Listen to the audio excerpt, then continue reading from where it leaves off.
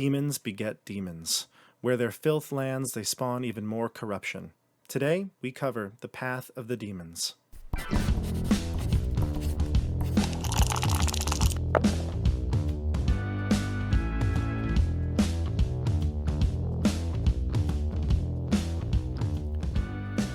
Hello everybody, welcome back to the channel. My name is Bob, and this is my Dungeon Master's Guide series to Descent into Avernus. The goal of this series is to give you an overview of the events in the book, as well as some tips and advice based on my own experiences with the adventure. These videos should help you cut down on prep time or act as a pre-reading to the material in the book. However, it is not a substitute for the actual adventure, so make sure you have that on hand as we read through the specifics. Now, the Path of the Demons is one of two choices the book gives you to present a way that the party could get to the Bleeding Citadel, or the Scab as it's called. This location is where Zariel's sword is, and it's important to the adventure. But rather than just send the players straight to the Scab, the book suggests having the party face 8 encounters, allowing them to experience the first level of 9 Hells directly. You've already seen how I feel about these. I would definitely check out this video up here to see how I broke up the Avernus chapter. So with a name like Path of the Demons, you're probably going to think that there are a heck of a lot of demons in this encounter series, but that would be wrong. Realistically, there are only 3 demon-centric encounters, and one is pretty abysmal. Sorry.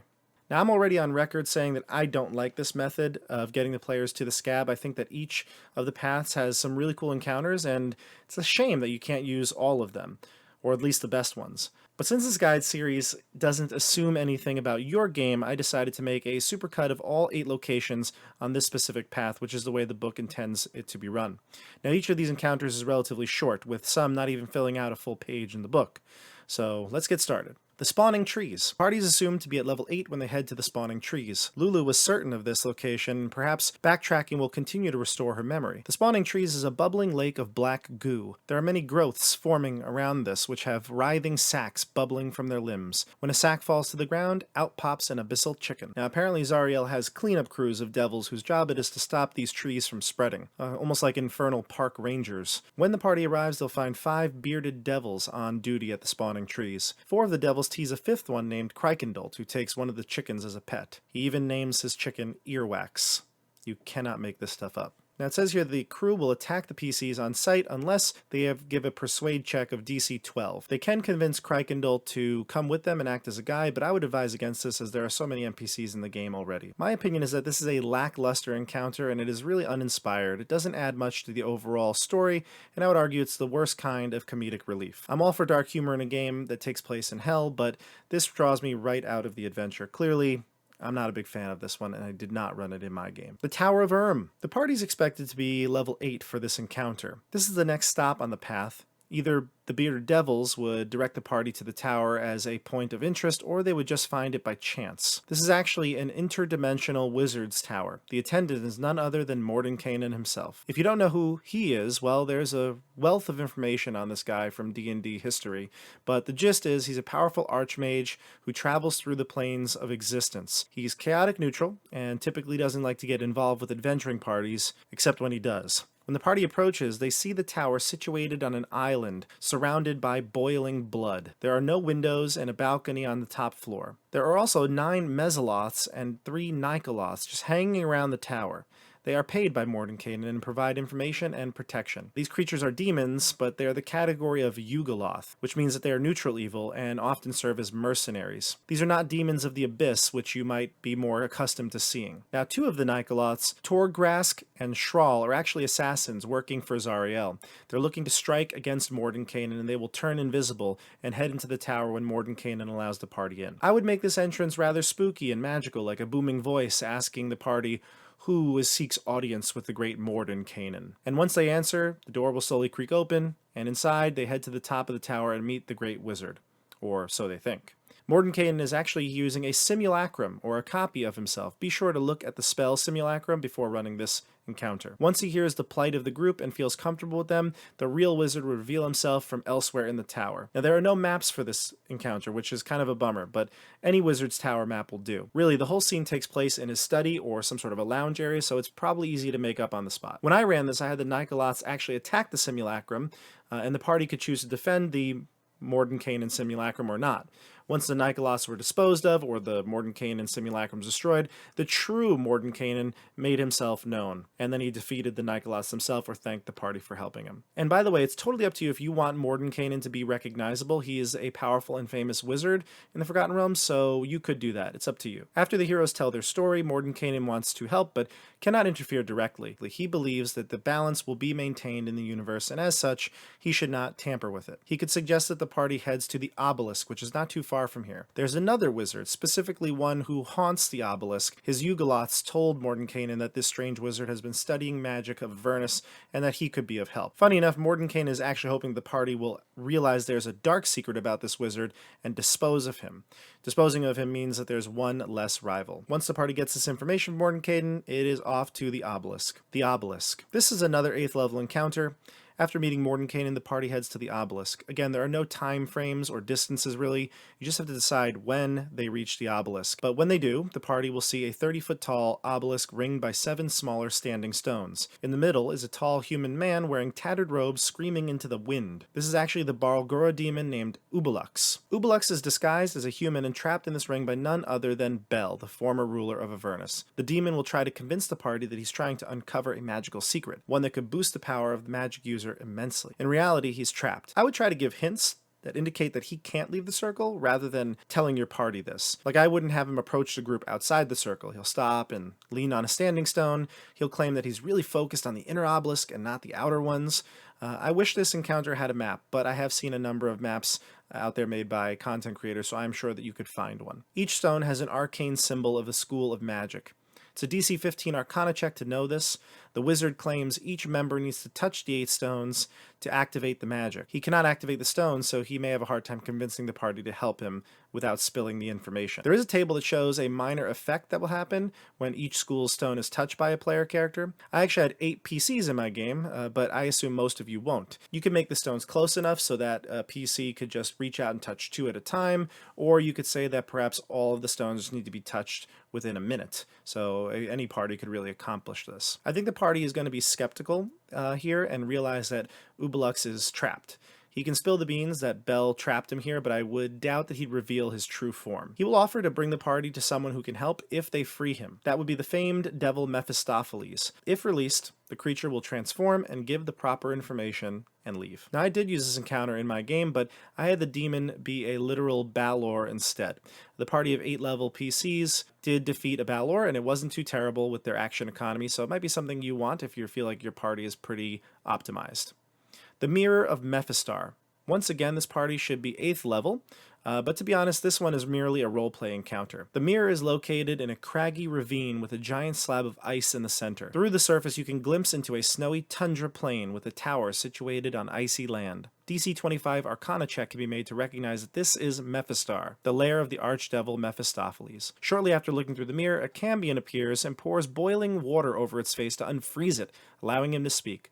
Throughout the conversation, he will freeze up again and again. Riggorath is his name, and he acts to broker Mephistopheles. He claims that he knows the location of the scab and can inform the group. However, he wants to make an infernal pact first. To fulfill the pact, they must go to a part of the river Styx and dam up a chasm there. This is known as the Pit of Shummrath. He won't say why his master wants the dam, so he will damn sure have a hard time gaining the party's trust. In return, Riggorath states that they may have great knowledge they desire, and he has them sign a deal on the icy surface of the mirror. Though it's really not a mirror, more like an interplanar FaceTime, he does make the deal. In addition, he could send a tiny imp through the mirror to guide the party to the pit. The imp has these items called shatter sticks, which is basically infernal dynamite. If embedded into the earth or rock, the stick will set off a seismic shock with a 20-foot radius. This vibration lasts for a minute. When the minute is up, the stick breaks apart, exploding, which causes 10d6 bludgeoning damage. When the party returns, they find the source of the scab is actually unknown to even Mephistopheles, but he does give them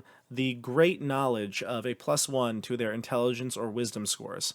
Now, it's a nice consolation, but I think it's be useless for most of the party members.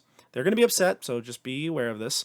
They're going to even claim maybe that the deal was broken. However, Riggorath can just leave the mirror, and the party has no way of getting to him. So there's really nothing they can do if the pact is, in fact, broken. What's more important is if Mephistopheles finds out they're looking for the Sword of Zariel. He will take great interest into the party. He will have Ice Devils go to Avernus and track down the party. They may even attack when the party finds a scab. You could also have the players have an opportunity to notice that they're being tailed, and then combat would happen at your discretion. Overall, I like this encounter, but my party sadly did not go there, so I don't have any experience running it. My thoughts only would be that this ties directly into the Pit of Shummrath, so you kind of have to run that no matter what once you go to the mirror. The Pit of Shummrath. Characters arrive at this segment of the River Styx. As a reminder, the River Styx is a blood river that travels through Avernus. Souls who die and come to Avernus end up coming here through this river. Now, this portion of the river has a mile-deep canyon nearby filled with green slime. A tributary of the river cascades down into the slime. If they explore the canyon area, the PCs will find an iron crane leaning out over the chasm. Attached to the crane is an iron cage with an Ultraloth imprisoned inside. The Ultraloth's name is Bazit, and they were placed here under interdimensional shackles, a spell that prevents it from teleporting away. The Ultraloth will promise to teach the party a trick to make servants out of the slime in the canyon if they feel it. This is almost like making a little homunculus out of slime. So the party has a few options here. They can use a winch at the bottom of the crane to stabilize the device, or they can climb out or fly to the cage and unlock it with a DC 20 Thieves' Tool check. Using knock or a similar spell will also work. Finally, they can simply break the cage open. If freed, Bazit will teach the party to make the homunculi out of slime, and the characters can make only one at a time. If they make more than one, the previous will melt into goo. No spamming allowed here. But if you have a big party, expect all of them to make at least one. Finally, the last part is to dam up the tributary. The party may not even know that this is something they need to do, given that Mephistopheles might not have given them the goal, but again, if you did go to Mephistopheles first, then they would know that. Realistically, finding out that the tributary needs to be dammed is the secret to this encounter. If it is dammed up, though, 8 Spine Devils be awakened by the blast or the rockfall, however the PCs decided to create the dam. Now, the Pit of Slime is actually the essence of the pit fiend Shummrath. Shummrath was imprisoned here by Bel again, as we get to see this is a recurring theme, and was reduced into this slime-like state. Since the river began to spill into the lake, Shummrath has actually gone mad and can only retain 30 seconds of memory. Additionally, he can only convey a single thought, which at the time the PCs arrive is, "It failed to show enough deference to Bel and will have its revenge." If the dam is plugged up by using boomsticks to send the rubble down into the tributary, then Shummrath will regain his memory. Additionally, the book states in 48 hours, he can reform into his pit fiend form and fly off. In fact, if freed, he can be seen at Bel's Forge later in the book. Now, what doesn't make sense to me is that if he could always just have escaped when he had his memory, why did he wait till now? I think that you could flesh this out a bit more by having the imp NPC that was sent to them by Mephistopheles to have some sort of a secret potion or elixir that will stealthily try to pour into the river. This elixir has a powerful magic that could reform the former pit fiend, who was an ally of Mephistopheles. Again, this is just my suggestion, not in the book. Or have the characters roll to see if they notice the imp doing something suspicious. This would make sense because Mephistopheles wanted Shummrath freed. This plays into the devil's politics as Bel, the former ruler of Avernus, had locked Shummrath into a pit. Regardless of how it plays out, the book gives options for development. You can return to the mirror to receive your +1 intelligence or wisdom reward. Rigorath will suggest retracing their steps to Obelisk, who might know where the scab is, and to be honest, that's a lot of back and forth. Running back and forth just really takes a toll on the players. You could say that Mephistopheles would probably know someone who might know Zariel's secret, but maybe that person is super trustworthy and would never give it to Mephistopheles, but the party might be able to pry that information free, and Mephistopheles would be okay with that because Mephistopheles wants to know as well. So if they can pry the information and get to the scab, his Ice Devils could track them. At this time, I would say give the party the name of Olanthius, the former general of Zariel. He's located at a place called the Crypt of the Hellriders. My opinion is this encounter depends on whether or not the party took the quest from the Mirror of Mephistar. If they don't go to the Mirror, I might just skip this one altogether. The Crypt of the Hellriders. Now, the book suggests the PCs are level 9 for this encounter, so they should have leveled up at this point. It's an important place, in my opinion. The Crypt of the Hellriders is maybe my favorite location in the Avernus chapter. Like other NPCs from Elturel, Olanthius was a general in Zariel's Hellrider army. He never got over the capitulation of Zariel to Asmodeus, so Olanthius took his own life rather than facing damnation. However, Zariel saw this act as betrayal and raised him in the form of a Death Knight. He is forever bound to Zariel's service, and she has forced him to remain in the Crypt of the Hellriders for all eternity. It is for these reasons that Olanthius could be the source of aid that the party needs. He could be someone who truly wants to see Zariel turn back to good. I believe that the book is a bit ambiguous as to whether or not he is a good character or wants good for Zariel, but I played right into that. I like the idea of some of her former allies wanting Zariel to be redeemed, not just killing her. When the characters arrive, they will see the towering monoliths of the crypt in the distance. Onyx steps descend underneath the hill where the crypt is situated. Lining the path to the stairs are dozens of kneeling dead knights, entombed in their armor. C1 is the sealed gates. The entry doors are locked. The basalt doors are engraved with the relief of a knight locked in combat with the devil. The doors are magically locked and can only be opened by speaking the code word, which is for glory. The characters could learn this from Shummrath, or may pass through by other means like Dimension Door or Gaseous Form. I don't really like this, so here's what I did. If you have Rhea Mantlemorn with the group at this point, she can provide the code word. I think it would be cool if the code was a common saying amongst the Hellriders, something from a creed or a prayer that they recite. Therefore, she would definitely be able to recognize this. Maybe tie in the part of the fighting against devilish armies as the relief depicts to spur on this information. You get bonus points if you watch this early enough that you could have had Rhea say this phrase, for glory, a handful of times in the game at this point. Before doing a difficult task, she might say aloud, for glory, and tell the party of its meaning. This way, if Rhea isn't with the group at this point, if she stayed in El Terrell, then some of the other PCs might remember that phrase. Other options include a history or religion check, an insight or investigation check to recall hearing the phrase before. Lulu might also be able to help in this regard as she is familiar with so many Hellriders. Once inside, the party can go many different directions. No need to try to steer the party, just let them explore naturally. However, I will go in order as the book has stated. C2 is the funerary chambers. There are multiples of these chambers on the map, each one is supposed to be roughly the same. Large iron burial urns fill these areas. If the urns are inspected or disturbed, ghosts of the bodies reveal themselves. However, they don't attack. They simply supply information. They don't tell the group too much that they don't already know, but they can provide some insight into Olanthius. He's here in the crypt. He's killed himself and was raised as a death knight loyal to Zariel. All the other ghostly knights are stuck here too. It says in the book that the ghosts won't attack the PCs unless they defile the crypt or the urns. If they do that, then they could get possessed. Personally, I had the ghosts wanting to attack the group, but using all of their power to restrain themselves. This way, the conversations don't have a chance to last long. They could have a few exchanges, maybe roll a die to see if the ghost can hold back, but they can openly tell the party they must go, they must hurry, because otherwise they'll be forced to attack them if they linger. Of course, the party could also simply find Olanthius, either directed by the ghost or stumble upon his chamber, but the prompt by the ghost might be enough for them to search through the common rooms looking for information. C3 are night caskets. Like the urns, these caskets have spirits attached to them. By removing a single rose atop of the casket, the creatures, wraiths, will attack. After removing one, they will probably learn their lesson and not open any more. C4 is the warlock's tomb. These are the engineers of the tomb who were cursed to protect it. When the characters enter the room, 8 mummies rise from their rest and ambush the party. One mummy carries a wand of secrets, and another wears a necklace of fireballs. C5 is the memorial stels. These memorials stand in the hall engraved with hundreds of names. In common, there is an inscription that states, "Here lie the fallen. May their souls echo here until the end of time." If you touch the wall, a PC must make a DC 15 dex check or suffer 8d8 damage, half as much on a successful save. These stels are magically tied to items called soul-bound parchment. They are located in Area C6, and you may want an Arcana check or simply someone proficient with a skill to know that the magic of these stels comes from another source of power. Maybe even Detect Magic or Identify can tell that. C6, the ritual rooms.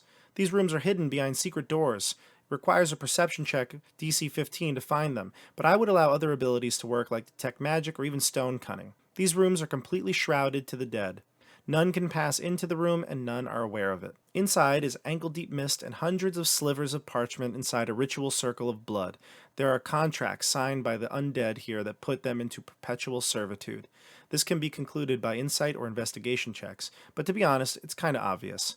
By destroying these, the souls would finally be able to rest, with the changes to making all the undead in the crypt enemies. This could be a really cool fight, where the wizard or cleric is trying to figure out what to do in this room, while all the marshals do their best to keep the undead hordes and ghosts out. We'll discuss Olanthius' tomb next, but alternatively, he could have been here to deal with the party as well, unable to control himself despite his best efforts. And that would be a pretty steep combat for the party with all those ghosts backing him up. C7, Olanthius' Retreat. This room is also hidden behind a secret door. Similar checks can be made to spot the doors or ghosts, could even tell where Olanthius is. Once beyond the wall into the secret chamber, the players will see stacks of 8 leather-bound journals on a writing table. These are Olanthius' private journals. Reading them will give the PCs the information stated on page 103. Olanthius never recovered from Zariel's capitulation to Asmodeus and subsequent transformation into a devil.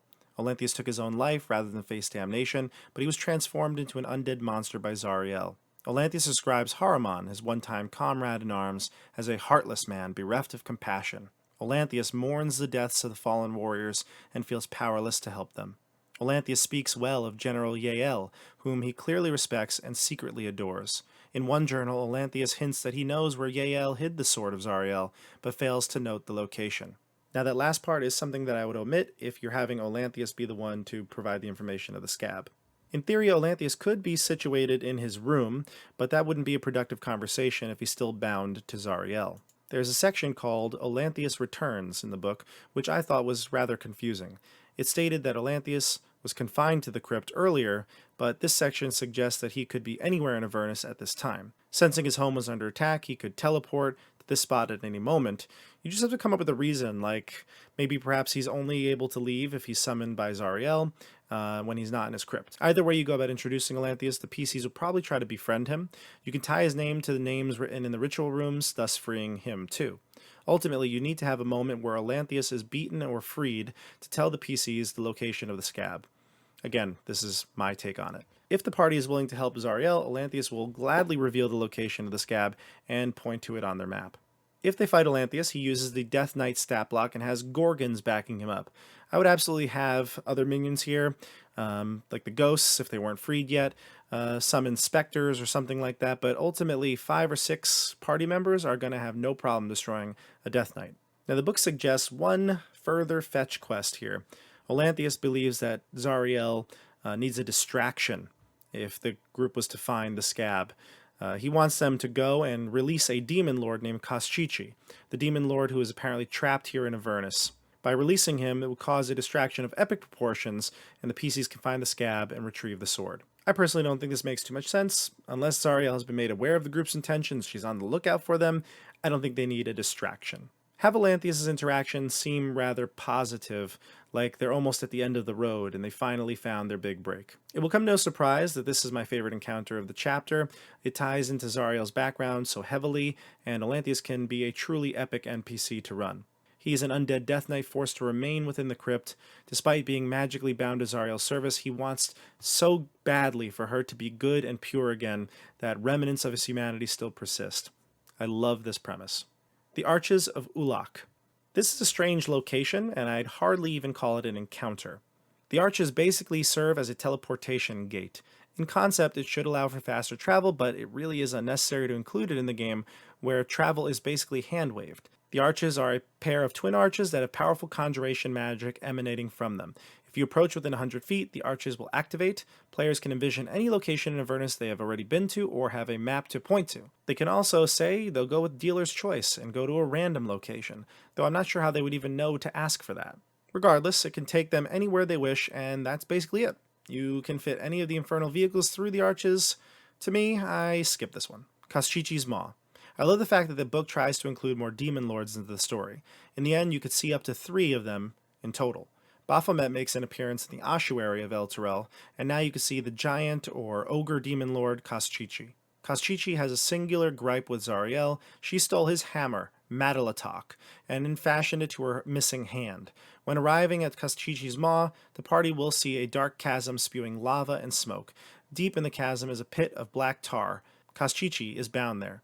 He's unable to cast spells and unable to free himself. The chasm is 500 feet deep. Kostchtchie recently came to Avernus and was defeated by Zariel. She did not kill him because demon lords always reform into the abyss.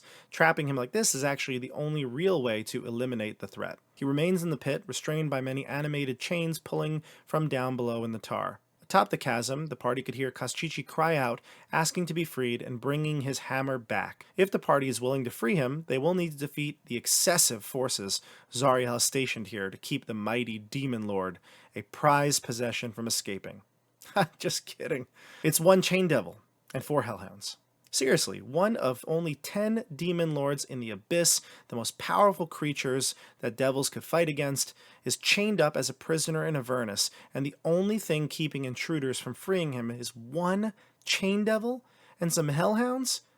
It's ridiculous. If you go by the book, defeating the chain devil named Mazer will release Kostchtchie. Now, you know, I do not like giving PCs a trivial combat, unless it provides something for role-playing purposes or advancing the story. This accomplishes none of it. You might change this to a cult of chain devils guarding over a great demon lord with special animated chains that are larger and can do increased damage, maybe even a pit fiend that resembles a chain devil in appearance that has the same animate chain ability just scaled up for pit fiend damage. Literally anything is better than what is presented here. If freed, Kostchtchie will cast Windwalk and sail out of there as fast as he can. Characters who are swift enough to ascend the pit on his wake can do so. According to the book, now the party will return to Olanthius for the location of the scab, but you can push on to Chapter 4 after that. Please do check out my Avernus video for my suggestions on how to present Chapter 3 to your players. Even if you want to stay on the path of the demons, because you want to follow the book entirely, you could just remove some of the lackluster encounters rather easily. Next video, we're going to take a look at the path of the devils, so make sure that you are subscribed to the channel and you hit the bell icon to get notified when my videos go live. Did you follow one of the paths presented in the book? Did you mix and match like I did? Let me know your thoughts down in the comments below. Thanks for watching, and I will see you on the tabletop. Bye.